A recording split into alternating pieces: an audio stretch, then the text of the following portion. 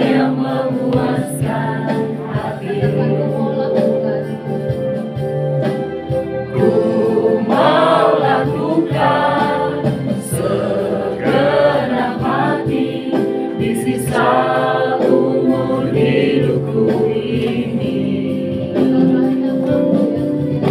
Banyak waktu yang sia-sia aku lakukan kehendak. Sekarang saatnya, takkan ku tunda membuktikan cintaku dengannya. Kerinduanku sebelum akhir hidupku melakukan yang Bapa ingini. Segenap hidupku sebagai persembahan yang berkenan di hadapan Tuhan.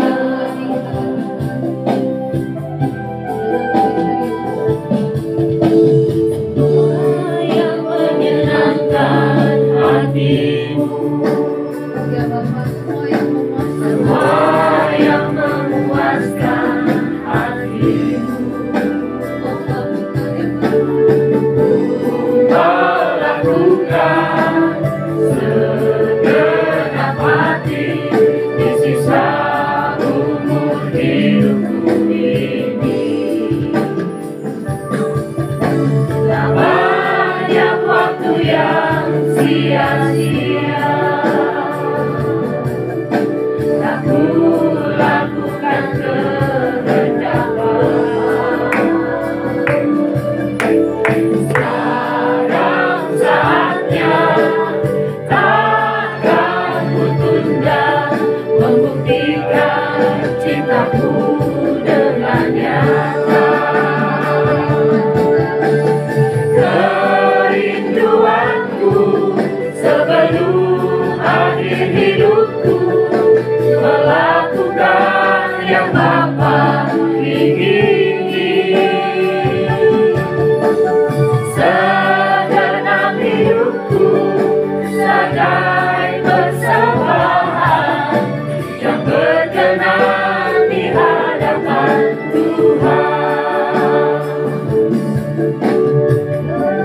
Kerinduanku sebelum akhir hidupku melakukan yang Bapa ingini.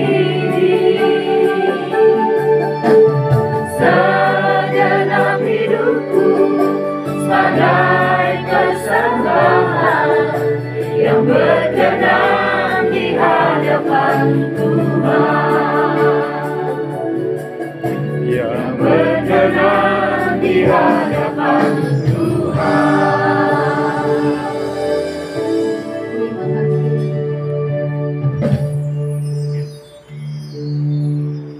Bapa kami yang di surga, inilah yang menjadi komitmen kami, anak-anakmu yang tergabung dalam komunitas Pasutri di Kebun Silikon. Kami rindu Tuhan, sisa waktu hidup kami di bumi ini, kami sungguh-sungguh berjuang menyenangkan hati-Mu ya Bapa di surga, menyenangkan hati-Mu ya Tuhan Yesus Kristus. Oleh karena itu Tuhan, pimpin kami terus, perlengkapi kami terus, sertai jagai kami, untuk kami dapat sungguh-sungguh menyenangkan, menyukakan hati-Mu. Terima kasih, sore hari ini kami percaya Tuhan hadir bersama dengan kami. Tuhan melawat dan menjamah kami. Tuhan berkati fellowship kami ini. Secara khusus kami mau belajar tentang bagaimana mengelola keuangan keluarga.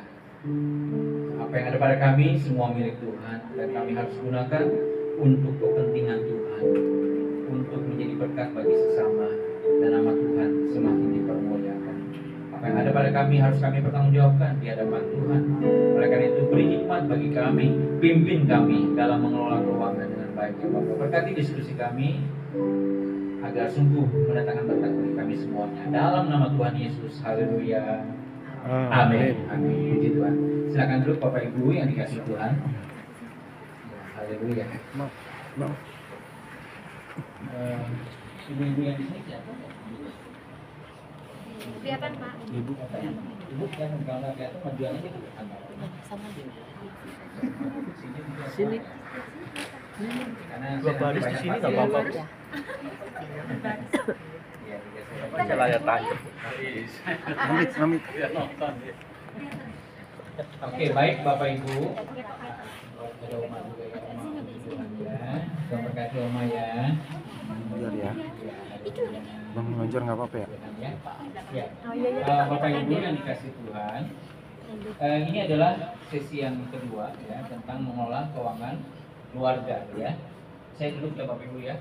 Untuk sesi pertama 2 minggu lalu ya sudah saya sampaikan kepada kita semua, dan nanti materinya akan saya WA ke Pak Yosi ya. Jadi ini apa nih yang pertama ya kemarin. Ini yang pertama nanti akan dibagikan kepada Pak Yosi. Mohon maaf, waktu yang minggu lalu yang nggak hadir siapa ya? Bapak Ibu boleh angkat tangan yang nggak hadir. Oke, ada beberapa ya. Poinnya adalah bahwa masalah keuangan ini masalah yang sangat penting. Seringkali masalah keuangan ini menjadi pemicu keributan suami istri ya dalam keluarga. Ada beberapa pasangan suami istri, terutama suami yang datang ke saya. Suaminya ada 3 orang datang ke saya, ada suami punya latar belakang pasutri juga ya, cuman memang tidak ada komunitas. Mereka jemaat yang hadir di ibadah raya saja ya. Jadi mereka bilang, Pak, kami mengalami masalah keuangan dan akhirnya berujung dengan perceraian. Jadi suami ini kerjanya atau bisnisnya berantakan, hancur, sedangkan istrinya bagus. Istrinya kerjanya bagus. Nah di situ tuh biasanya masalahnya adalah tuntutan dari istri supaya suami juga bisa menghasilkan uang. Ya. Nah inilah makanya Pak, istri itu harus benar-benar dipastikan dewasa dalam Tuhan. Karena kalau istri nggak dewasa, kalau istri matre Pak, nanti Bapak lagi kondisinya jeblok, ya, aturan-aturan secara keuangan bisa repot urusannya. Halo Bapak-Bapak ngerti amin? Amin. Oh aminnya kurang, amin Pak? Amin. Terlanjur Pak. Terlanjur. Gak bisa diganti. Harus ke pemuda ya. Jadi jangan sampai Pak istri duniawi. Nggak boleh Sekarang pulang. istri duniawi, bapaknya ada duit. Benar pepatah, ada uang abang sayang. Kenapa nggak bilang ada uang encik sayang gitu ya? Ada uang encik ditendang. Kenapa abang ya? Bukan Cici. bukan encik, bukan tante ya. Iya, dia bukan Abang kita. ya. Jadi Pak hati-hati Pak ya. Pastikan istri itu dewasa rohaninya ya, sehingga ketika kita dalam keadaan sulit secara keuangan ya mereka mendukung kita tetap ya, mereka mensupport kita tetap. Jangan sampai akhirnya mereka meninggalkan bapak-bapak dan suami gara-gara masalah keuangan. Nah ini bukan pentingnya. Nah selanjutnya nanti bapak ibu bisa berikutnya ya. Nah untuk yang kedua ini saya akan lebih banyak nanti bahas tentang masalah teknis, ya, masalah praktis dalam masalah keuangan, gitu ya. Yang pasti Bapak Ibu yang kasih Tuhan sebagai dasar pembelajaran kita, nah saya mau ingatkan adalah begini. Dalam Filipi pasal 4 ayat 19, ya, Filipi 4 ayat 19, saya akan bacakan bagi kita. Allahku akan memenuhi segala keperluanmu menurut kekayaan dan kemuliaannya dalam Kristus Yesus. Ayat ini ayat yang sangat disukai oleh orang Kristen. Allahku akan memenuhi segala keperluanmu. Dengar ayat ini Bapak Ibu senang nggak kira-kira? Halo? Allahku akan memenuhi segala keperluanmu. Apalagi kalau tanggal tua gitu ya, belum dapat gaji gitu kan ya. Wah, saldonya udah tinggal dikit ya kan. Baca ayat ini, wah, itu ya, Bapak Ibu ya. Allahku akan memenuhi segala keperluan. Amin. Aminnya kita pasti begitu kan ya. Amin Bapak Ibu. Amin. Ya. Bagi lagi mau bayar anak sekolah, bayar uang kontrakan, mau bayar kredit mobil, kredit rumah, wah dulu lagi nggak duit. Tapi dengan ayat ini, wah segar ya, senang, tenang gitu ya. Padahal Bapak Ibu, ayat ini sebetulnya ditujukan kepada jemaat di Filipi. Nah, jemaat di Filipi, Paulus bilang, Allahku akan memenuhi segala keperluanmu. Nah, kenapa kok Allah bisa memenuhi segala keperluan mereka? Kuncinya ternyata di ayat sebelumnya, ya di ayat 10 dikatakan begini. Aku sangat bersuka cita dalam Tuhan, bahwa akhirnya pikiranmu dan perasaanmu bertumbuh kembali untuk aku. Ya. Memang selalu ada perhatianmu, tetapi tidak ada kesempatan bagimu. Jemaat di Filipi adalah jemaat yang sangat memperhatikan pelayanan Rasul Paulus. Ya. Jemaat di Filipi adalah jemaat yang memiliki pikiran, perasaan, ya, untuk mendukung, ya, Rasul Paulus yang memberitakan Injil. Jadi bukan jemaat yang cuek dengan, ya, pelayanan pekerjaan Tuhan. Enggak. Jemaat yang punya hati, ya, punya perasaan, punya pikiran yang mendukung, ya, pelayanan pemberitaan Injil. Waktu surat ini tulis, Rasul Paulus sedang ada dalam penjara. Nah, yang luar biasa adalah jemaat itu peduli sama Rasul Paulus. Peduli, nggak cuek, nggak masa bodoh. Mereka perhatikan Rasul Paulus, ya, yang karena dia memberitakan Injil masuk ke dalam penjara. Nah, Bapak Ibu, ini sikap yang harus kita pelajari, ya, dari jemaat di Filipi, mau memperhatikan, ya, kepentingan Tuhan, memperhatikan pekerjaan Tuhan. Nah, saya tidak mengarahkan Bapak Ibu, nah, yang lagi viral-viral hari ini apa Bapak Ibu? Tentang apa?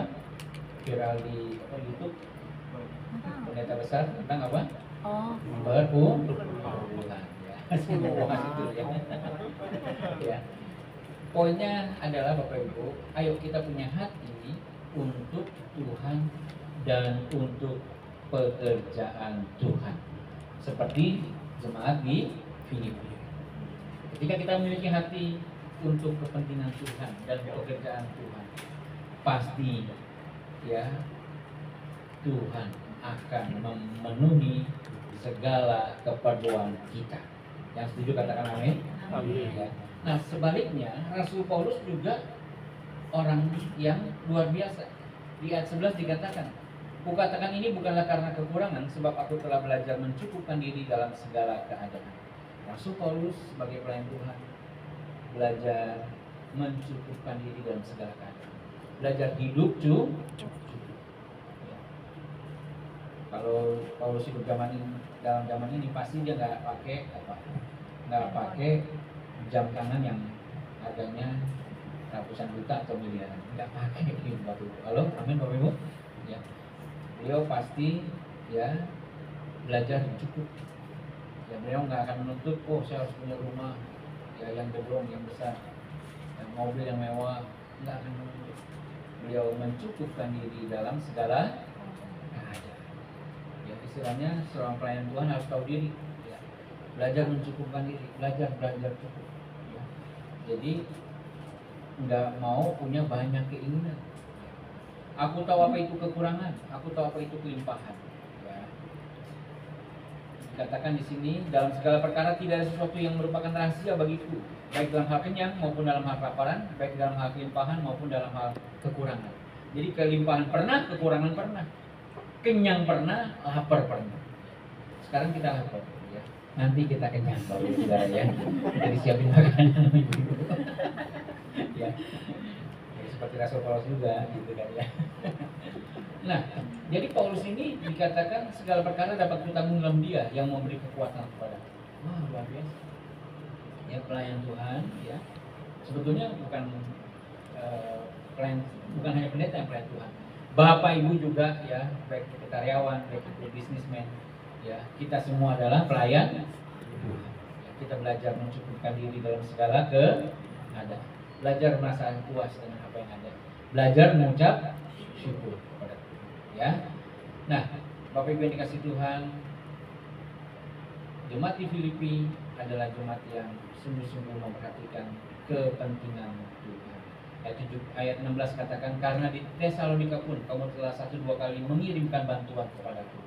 Ayat 18, kini aku telah menerima semua yang perlu daripadamu, malahan lebih daripada itu. Aku berkelimpahan karena aku telah menerima kirimanmu dari Epaphroditus, suatu persembahan yang harum, suatu korban yang disukai dan yang berkenan kepada Allah. Jadi poinnya adalah jemaat di Filipi bukan hanya memperhatikan tapi juga praktek, ya, apa yang mereka bisa lakukan untuk kemajuan pemberitaan Injil, untuk kemajuan pekerjaan Tuhan. Ketika kita perhatikan pekerjaan Tuhan, maka Tuhan perhatikan pekerjaan kita. Tepuk tangan kemuliaan bagi Bapak Ibu Saudara. Haleluya. Nah, Bapak Ibu, itu sebagai dasarnya, ya. Nah, saya mau ingatkan lagi yang minggu lalu ada 2 hal penting dalam keuangan kita. Yang pertama adalah hal penerimaan, income, ya. Untuk income ini kita harus, ya, minta hikmat Tuhan. Bagaimana caranya kita bisa mendapatkan, ya, pekerjaan ataupun bisnis yang menghasilkan uang. Ya. Kita butuh hikmat Tuhan sesuai dengan tentu talenta kita, ya. Apa yang harus kita lakukan, ya, dalam kita mencari uang sehari-hari. Ada yang bekerja, ada yang bisnis, ya, ada yang bekerja sambil bisnis, ya. Nah, minta hikmat Tuhan, ya, apa yang harus kita lakukan. Kemudian yang kedua tentu mengucap syukur, ya, mengucap syukur atas apa yang Tuhan berikan kepada kita, ya. Jangan nanti dikatakan jangan tambah, jangan serakah. Ucap syukur dengan apa yang Bapak Ibu terima, ya. Kemudian mau kerja keras, mau capek, ya, jangan malas. Kita berkata, barang siapa yang malas, janganlah ia makan, ya. Nggak boleh makan. Sederhana, ya, apa yang ada, yang nggak perlu kita hidup mewah, gaya hidup mewah udah deh, sekarang mah udah nggak perlu lagi, Bapak. Kita mengucap syukur apa yang ada kita pakai, ya. Nggak usah kita, apalagi zaman sekarang ini makin sulit, ya. Jemaat-jemaat sudah beberapa yang sharing, aduh Pak, zaman sekarang kondisi makin sulit, ya, bisnis makin susah, kerjaan juga makin berat, ya. Ya bersyukur Bapak Ibu yang kerja, ya masih konstan lah, ya, masih terima gaji gitu. Tapi kalau yang bisnis, nah omsetnya menurun, ya, pendapatannya menurun juga, gitu kan, ya. Kemudian potensi maksimalkan bagi Tuhan, ya. Nah, ini hal-hal yang berhubungan dengan penerimaan, ini sudah bahas minggu lalu, saya hanya ingatkan saja. Kemudian untuk cost, ya, jadi ada bagian penerimaan, ada bagian pengeluaran. Nah, untuk pengeluaran ini kita harus minta komando dari Tuhan, ya. Apa yang perlu dikeluarkan, ya memang harus biaya yang dikeluarkan. Tapi yang nggak perlu jangan, Bapak, ya. Sebisa mungkin, ya, kita minta tanya Tuhan apa sih yang mesti dibeli. Jangan tetangga beli mobil baru, kita juga wah mau beli mobil baru juga, gitu ya. Tetangga renovasi rumah, kita renovasi rumah juga. Padahal kan nggak perlu misalnya, gitu ya. Ayo tanya Tuhan dulu, Bapak Ibu. Jangan kita pikir kan uang saya, Pak Tim, ya kan? Kan uang saya. Ingat Bapak Ibu, bukan uang Bapak Ibu. Itu adalah uang Tuhan yang Tuhan percayakan. Diskusi sama istri, ya. Ada satu keluarga, Pastor juga, ya.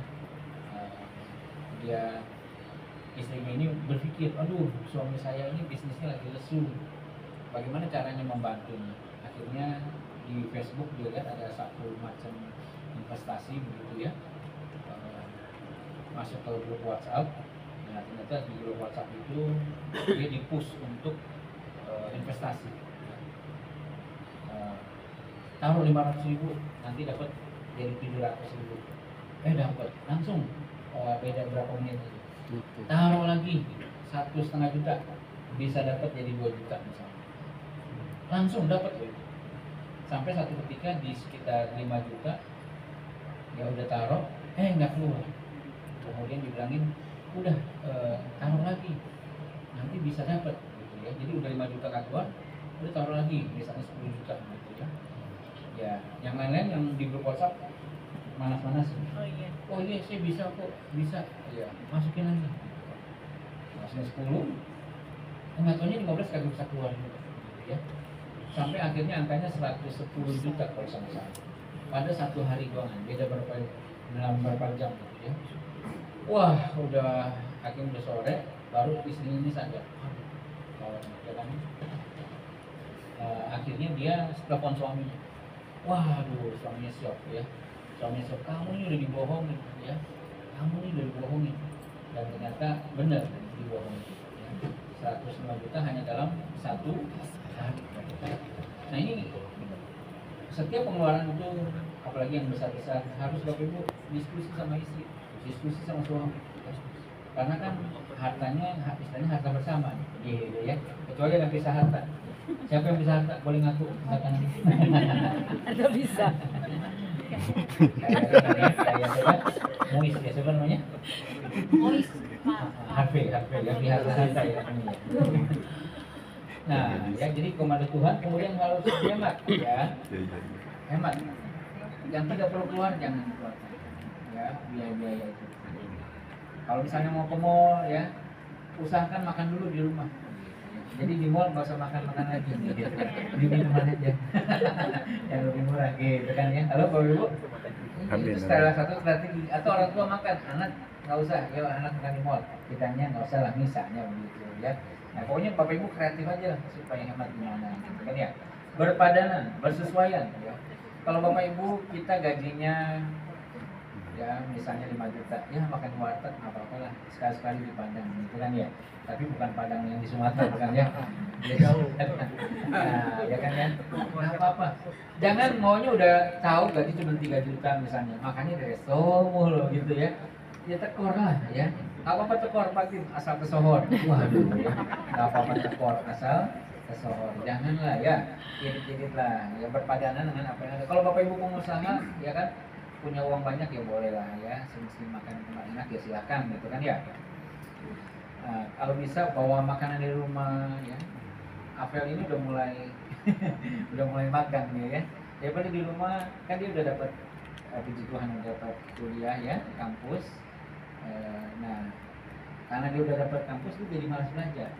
Seringkali tiap hari tidur sih kan, kamu tidur mulu kan dapat kuliah pak udah ke kampus juga sih. Iya juga sih ya. Cuma ini nggak sehat, nggak benar. Ya udah kamu kerja ke sana deh ya. Akhirnya tanya ke omnya kerja di lain grup ya. Dapat juga gitu kan ya. Akhirnya belum mulai kerja hari Senin kemarin. Nah, kamu gajinya berapa?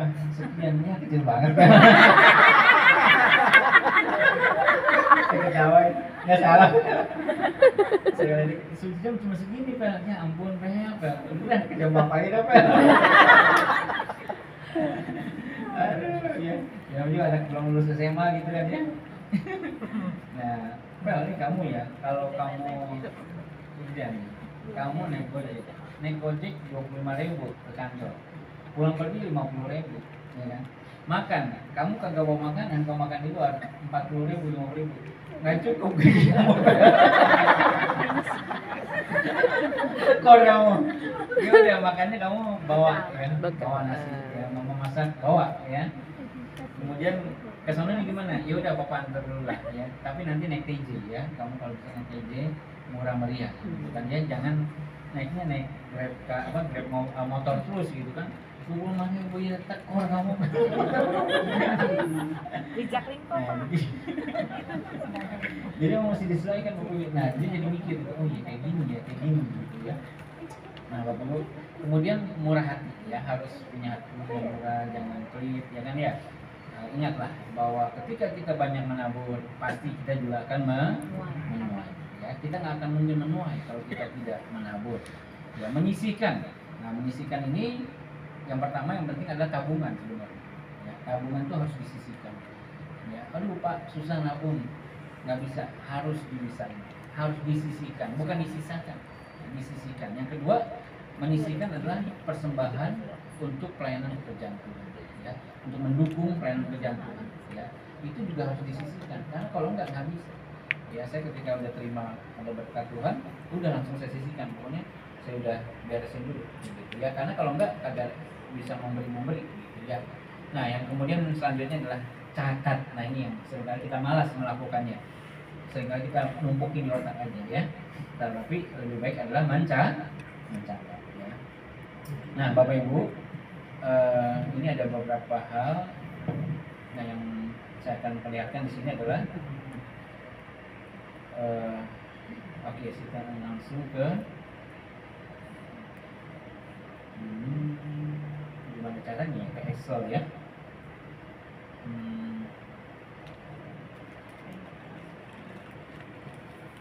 Kalau Excel tadi PowerPoint ya. Kalau Excel mungkin Pak Yosi bisa apa? Ya. Kalau langsung, nah. Oh, ini mati ya? Saya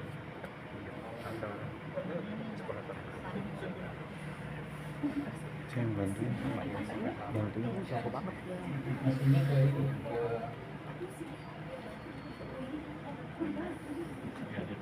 Kompres ada hari ini. Hah? Kompres ada ya. Bapak Ibu ada di grup itu kan? Di grup apa namanya? Sambil di grup Pak Sutri ada ya? Ada Pak. Saya kirim ke Bu Ruli ya. Bu Ruli WA-nya. Oke, saya kirim ya Bu ya. Nanti ada Excel-nya, Bapak Ibu bisa lihat coba. Karena kita usahakan sekali praktek. Ini bagus sekali karena pasangan komisi yang hadir ya.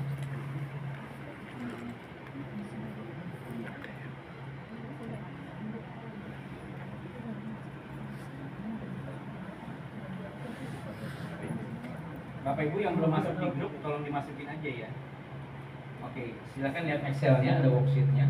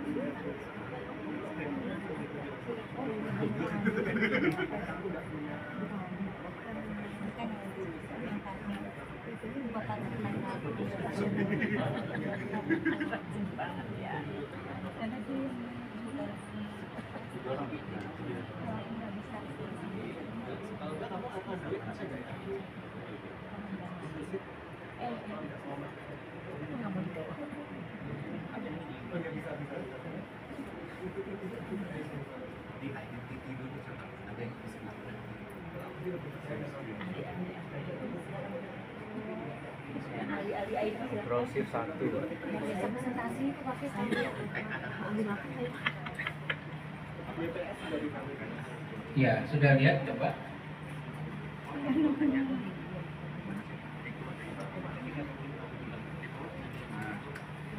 Apa mesti punya nama si Apel gitu. Bisa.